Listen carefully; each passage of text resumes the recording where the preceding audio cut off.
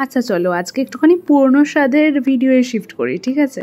বহুদিন ধরে তো এদিকে যাচ্ছি ওদিকে যাচ্ছি, এগুলো তো তোমরা দেখছোই, কিন্তু আমি খেতে খুব ভালোবাসি আর খাওয়া দাওয়ার ভিডিও করতেও খুব ভালোবাসি, সেটা তো তোমরা জানো। তো একদিন গিয়েছিলাম ডেকার্স লেনে। ডেকার্স লেনের ভিডিও আমি আগেও করেছি, কিন্তু চিত্তবাবুর দোকান থেকে কখনো খাইনি। অথচ দেখো চিত্তবাবুর দোকানের জন্যই কিন্তু মেনলি ডেকার্স লেন ফেমাস।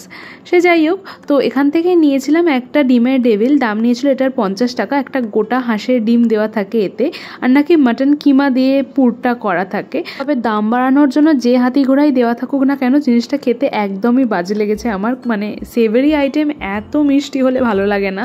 আর নর্মাল ডিমের ডেভিল 15-20 টাকা, এর থেকে অনেক ভালো।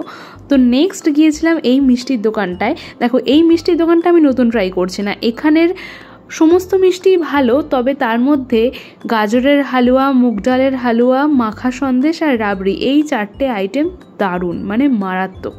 এখানে গেলে এই 4টে আইটেমের মধ্যে 2-1টা তো ট্রাই করেই নিও। তো সেদিন আমি এখান থেকে নিয়েছিলাম 50 গ্রাম রাবড়ি, আর নিয়েছিল 25-26 টাকা যত সম্ভব।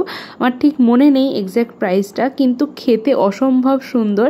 এখানের রাবড়িটা সেই অবাঙালি দোকানের মাখা রাবড়ির মতো, বাঙালি দোকানের চৌকো শর্টকাটা রাবড়ির মতো নয়। আর এখানে ঠান্ডা গরম দুরকমই পাবে, যেরকমটা তোমরা চাইবে নিয়ে নেবে। তারপর দেখো কি হলো, পয়সা দিতে গিয়ে 20 টাকার নোটটা পড়ে গেল ড্রেনের জলে। সেটা আবার তুলে ধুয়ে গাজরের হালুয়ার গরম পাত্রে শোকাতে দিয়েছি আমি। কি অবস্থা!